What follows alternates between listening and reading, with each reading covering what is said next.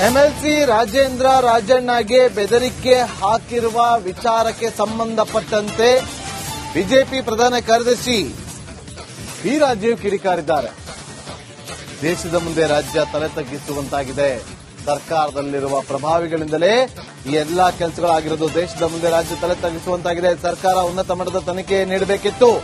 ಅವರ ತಂದೆ ಇರೋ ಕ್ಯಾಬಿನೆಟ್ನ ಸರ್ಕಾರವಿದೆ. ಅಂತವರ ಮಗನಿಗೆ ಬೆದರಿಕೆ ಕರೆ ಬಂದಿದೆ. ಬೆದರಿಕೆ ಹಾಕಿದವರು ಅವ್ರಿಗಿಂತ ಪ್ರಭಾವಿ ಸ್ಥಾನದಲ್ಲಿರ್ತಾರೆ.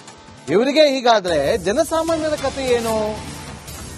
ಹನಿ ಟ್ರಾಪ್ ವಿರುದ್ಧ ಮಾಜಿ ಶಾಸಕ ಪಿ ರಾಜೀವ್ ತೀವ್ರ ವಾಗ್ದಾಳಿಯನ್ನು ನಡೆಸಿದ್ದಾರೆ. ಇರುವಂತಹ ಪ್ರಭಾವಿಗಳು ಹನಿ ಟ್ರ್ಯಾಪ್ನಂತಹ ನೀಚ ಕೃತ್ಯಕ್ಕೆ ಇಳಿದಿದ್ದಾರೆ ಅನ್ನುವಂಥದ್ದೇ ಇಡೀ ರಾಜ್ಯ ದೇಶದ ಮುಂದೆ ತಲೆ ತಗ್ಗಿಸುವಂತೆ ಆಗಿದೆ. ಇದರ ಬಗ್ಗೆ ತಕ್ಷಣ ಸರ್ಕಾರ ಉನ್ನತ ಮಟ್ಟದ ತನಿಖೆಗೆ ಆದೇಶ ಮಾಡಬೇಕಿತ್ತು. ಅದರಿಂದ ಹಿಂದೇಟು ಹಾಕಿರೋದು ಯಾಕೆ ಮೊದಲನೇ ಸಂಶಯ. ರಾಜೇಂದ್ರ ಅವರು ಯಾರು? ಒಬ್ಬ ಸಚಿವರ ಮಗ. ಸರ್ಕಾರ ಇರುವಂತದ್ದು ಯಾವುದು? ಅವರ ತಂದೆಯವರು ಯಾವ ಕ್ಯಾಬಿನೆಟ್ನಲ್ಲಿದ್ದಾರೋ ಅದೇ ಸರ್ಕಾರ. ಅಂತಹ ಸಚಿವರ ಮಗನಿಗೆ ಬೆದರಿಕೆ ಕರೆ ಬರುತ್ತೆ ಅಂತ ಹೇಳಿದ್ರೆ ಯಾರು ಮಾಡಲಿಕ್ಕೆ ಸಾಧ್ಯ?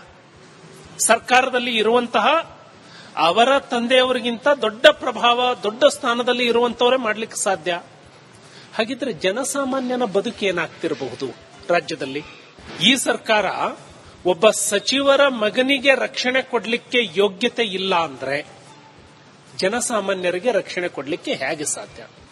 ಹಾಗಾಗಿ ಹನಿ ಟ್ರ್ಯಾಪ್ ಸಂಚು ಏನು ನಡೆದಿದೆ ಇದರ ಬಗ್ಗೆ ಈ ರಾಜ್ಯದ ಪ್ರತಿಯೊಬ್ಬ ಜನತೆಗೆ ಸತ್ಯಾಸತ್ಯತೆ ಗೊತ್ತಾಗಬೇಕು. ಸಿಬಿಐ ತನಿಖೆಗೆ ಈ ಸರ್ಕಾರನೇ ಒಪ್ಪಿಸಬೇಕು. ಇನ್ನು ಇದೇ ವಿಚಾರ ಎಂಎಲ್ಸಿ ರಾಜೇಂದ್ರ ರಾಜಣ್ಣಗೆ ಬೆದರಿಕೆ ಹಾಕಿರುವ ವಿಚಾರಕ್ಕೆ ಸಂಬಂಧಪಟ್ಟಂತೆ ಬಿಜೆಪಿ ಪ್ರಧಾನ ಕಾರ್ಯದರ್ಶಿ ಬಿ ರಾಜೀವ್ ಕಿಡಿಕಾರಿದ್ದಾರೆ. ದೇಶದ ಮುಂದೆ ರಾಜ್ಯ ತಲೆ ತಗ್ಗಿಸುವಂತಾಗಿದೆ. ಸರ್ಕಾರದಲ್ಲಿರುವ ಪ್ರಭಾವಿಗಳಿಂದಲೇ ಈ ಎಲ್ಲಾ ಕೆಲಸಗಳಾಗಿರೋದು. ದೇಶದ ಮುಂದೆ ರಾಜ್ಯ ತಲೆ ತಗ್ಗಿಸುವಂತಾಗಿದೆ. ಸರ್ಕಾರ ಉನ್ನತ ಮಟ್ಟದ ತನಿಖೆ ನೀಡಬೇಕಿತ್ತು. ಅವರ ತಂದೆ ಇರೋ ಕ್ಯಾಬಿನೆಟ್ನ ಸರ್ಕಾರವಿದೆ. ಅಂತವರ ಮಗನಿಗೆ ಬೆದರಿಕೆ ಕರೆ ಬಂದಿದೆ. ಬೆದರಿಕೆ ಹಾಕಿದವರು ಅವ್ರಿಗಿಂತ ಪ್ರಭಾವಿ ಸ್ಥಾನದಲ್ಲಿರ್ತಾರೆ.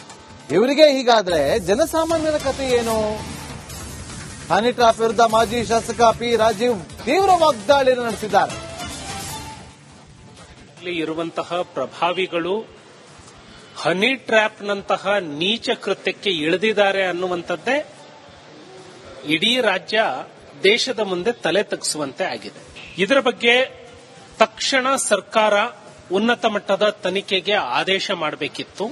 ಅದರಿಂದ ಹಿಂದೇಟು ಹಾಕಿರೋದು ಯಾಕೆ ಮೊದಲನೇ ಸಂಶಯ. ರಾಜೇಂದ್ರ ಅವರು ಯಾರು? ಒಬ್ಬ ಸಚಿವರ ಮಗ. ಸರ್ಕಾರ ಇರುವಂತದ್ದು ಯಾವುದು? ಅವರ ತಂದೆಯವರು ಯಾವ ಕ್ಯಾಬಿನೆಟ್ನಲ್ಲಿದ್ದಾರೋ ಅದೇ ಸರ್ಕಾರ. ಅಂತಹ ಸಚಿವರ ಮಗನಿಗೆ ಬೆದರಿಕೆ ಕರೆ ಬರುತ್ತೆ ಅಂತ ಹೇಳಿದ್ರೆ ಯಾರು ಮಾಡಲಿಕ್ಕೆ ಸಾಧ್ಯ? ಸರ್ಕಾರದಲ್ಲಿ ಇರುವಂತಹ ಅವರ ತಂದೆಯವರಿಗಿಂತ ದೊಡ್ಡ ಪ್ರಭಾವ, ದೊಡ್ಡ ಸ್ಥಾನದಲ್ಲಿ ಇರುವಂತವರೇ ಮಾಡಲಿಕ್ಕೆ ಸಾಧ್ಯ. ಹಾಗಿದ್ರೆ ಜನಸಾಮಾನ್ಯನ ಬದುಕು ಏನಾಗ್ತಿರಬಹುದು ರಾಜ್ಯದಲ್ಲಿ? ಈ ಸರ್ಕಾರ ಒಬ್ಬ ಸಚಿವರ ಮಗನಿಗೆ ರಕ್ಷಣೆ ಕೊಡ್ಲಿಕ್ಕೆ ಯೋಗ್ಯತೆ ಇಲ್ಲ ಅಂದ್ರೆ ಜನಸಾಮಾನ್ಯರಿಗೆ ರಕ್ಷಣೆ ಕೊಡ್ಲಿಕ್ಕೆ ಹೇಗೆ ಸಾಧ್ಯ? ಹಾಗಾಗಿ ಹನಿ ಟ್ರ್ಯಾಪ್ ಸಂಚು ಏನು ನಡೆದಿದೆ ಇದರ ಬಗ್ಗೆ ಈ ರಾಜ್ಯದ ಪ್ರತಿಯೊಬ್ಬ ಜನತೆಗೆ ಸತ್ಯಾಸತ್ಯತೆ ಗೊತ್ತಾಗಬೇಕು. ಸಿಬಿಐ ತನಿಖೆಗೆ ಈ ಸರ್ಕಾರನೇ ಒಪ್ಪಿಸಬೇಕು. ಇನ್ನು ಇದೇ ವಿಚಾರ ಎಂಎಲ್ಸಿ ರಾಜೇಂದ್ರ ರಾಜಣ್ಣಗೆ ಬೆದರಿಕೆ ಹಾಕಿರುವ ವಿಚಾರಕ್ಕೆ ಸಂಬಂಧಪಟ್ಟಂತೆ ಬಿಜೆಪಿ ಪ್ರಧಾನ ಕಾರ್ಯದರ್ಶಿ ಬಿ ರಾಜೀವ್ ಕಿಡಿಕಾರಿದ್ದಾರೆ. ದೇಶದ ಮುಂದೆ ರಾಜ್ಯ ತಲೆ ತಗ್ಗಿಸುವಂತಾಗಿದೆ. ಸರ್ಕಾರದಲ್ಲಿರುವ ಪ್ರಭಾವಿಗಳಿಂದಲೇ ಈ ಎಲ್ಲಾ ಕೆಲಸಗಳಾಗಿರೋದು. ದೇಶದ ಮುಂದೆ ರಾಜ್ಯ ತಲೆ ತಗ್ಗಿಸುವಂತಾಗಿದೆ. ಸರ್ಕಾರ ಉನ್ನತ ಮಟ್ಟದ ತನಿಖೆ ನೀಡಬೇಕಿತ್ತು. ಅವರ ತಂದೆ ಇರೋ ಕ್ಯಾಬಿನೆಟ್ನ ಸರ್ಕಾರವಿದೆ. ಅಂತವರ ಮಗನಿಗೆ ಬೆದರಿಕೆ ಕರೆ ಬಂದಿದೆ. ಬೆದರಿಕೆ ಹಾಕಿದವರು ಅವ್ರಿಗಿಂತ ಪ್ರಭಾವಿ ಸ್ಥಾನದಲ್ಲಿರ್ತಾರೆ. ಇವರಿಗೆ ಹೀಗಾದ್ರೆ ಜನಸಾಮಾನ್ಯರ ಕಥೆ ಏನು? ಹನಿ ಟ್ರಾಪ್ ವಿರುದ್ಧ ಮಾಜಿ ಶಾಸಕ ಪಿ ರಾಜೀವ್ ತೀವ್ರ ವಾಗ್ದಾಳಿಯನ್ನು ನಡೆಸಿದ್ದಾರೆ. ಇರುವಂತಹ ಪ್ರಭಾವಿಗಳು ಹನಿ ಟ್ರ್ಯಾಪ್ನಂತಹ ನೀಚ ಕೃತ್ಯಕ್ಕೆ ಇಳಿದಿದ್ದಾರೆ ಅನ್ನುವಂಥದ್ದೇ ಇಡೀ ರಾಜ್ಯ ದೇಶದ ಮುಂದೆ ತಲೆ ತಗ್ಗಿಸುವಂತೆ ಆಗಿದೆ. ಇದರ ಬಗ್ಗೆ ತಕ್ಷಣ ಸರ್ಕಾರ ಉನ್ನತ ಮಟ್ಟದ ತನಿಖೆಗೆ ಆದೇಶ ಮಾಡಬೇಕಿತ್ತು. ಅದರಿಂದ ಹಿಂದೇಟು ಹಾಕಿರೋದು ಯಾಕೆ ಮೊದಲನೇ ಸಂಶಯ. ರಾಜೇಂದ್ರ ಅವರು ಯಾರು? ಒಬ್ಬ ಸಚಿವರ ಮಗ. ಸರ್ಕಾರ ಇರುವಂತದ್ದು ಯಾವುದು? ಅವರ ತಂದೆಯವರು ಯಾವ ಕ್ಯಾಬಿನೆಟ್ನಲ್ಲಿದ್ದಾರೋ ಅದೇ ಸರ್ಕಾರ. ಅಂತಹ ಸಚಿವರ ಮಗನಿಗೆ ಬೆದರಿಕೆ ಕರೆ ಬರುತ್ತೆ ಅಂತ ಹೇಳಿದ್ರೆ ಯಾರು ಮಾಡಲಿಕ್ಕೆ ಸಾಧ್ಯ?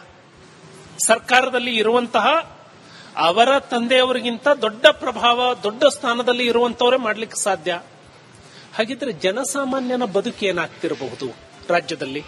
ಈ ಸರ್ಕಾರ ಒಬ್ಬ ಸಚಿವರ ಮಗನಿಗೆ ರಕ್ಷಣೆ ಕೊಡ್ಲಿಕ್ಕೆ ಯೋಗ್ಯತೆ ಇಲ್ಲ ಅಂದ್ರೆ ಜನಸಾಮಾನ್ಯರಿಗೆ ರಕ್ಷಣೆ ಕೊಡ್ಲಿಕ್ಕೆ ಹೇಗೆ ಸಾಧ್ಯ?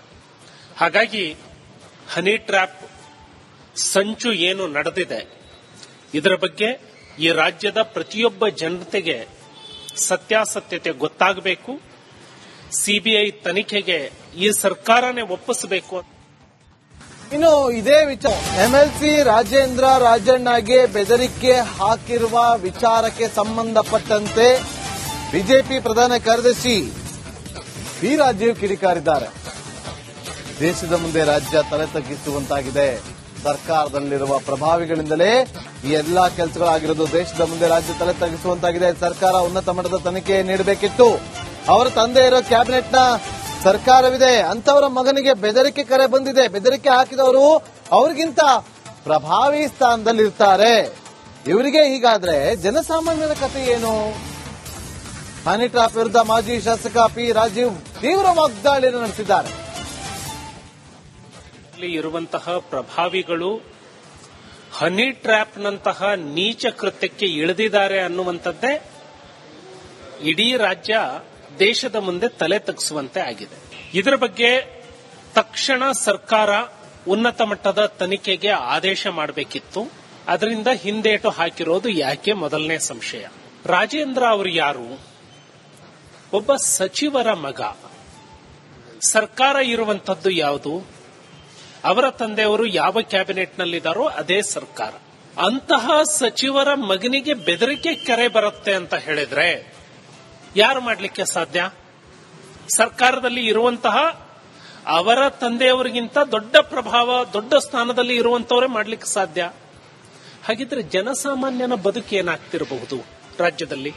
ಈ ಸರ್ಕಾರ ಒಬ್ಬ ಸಚಿವರ ಮಗನಿಗೆ ರಕ್ಷಣೆ ಕೊಡ್ಲಿಕ್ಕೆ ಯೋಗ್ಯತೆ ಇಲ್ಲ ಅಂದ್ರೆ ಜನಸಾಮಾನ್ಯರಿಗೆ ರಕ್ಷಣೆ ಕೊಡ್ಲಿಕ್ಕೆ ಹೇಗೆ ಸಾಧ್ಯ?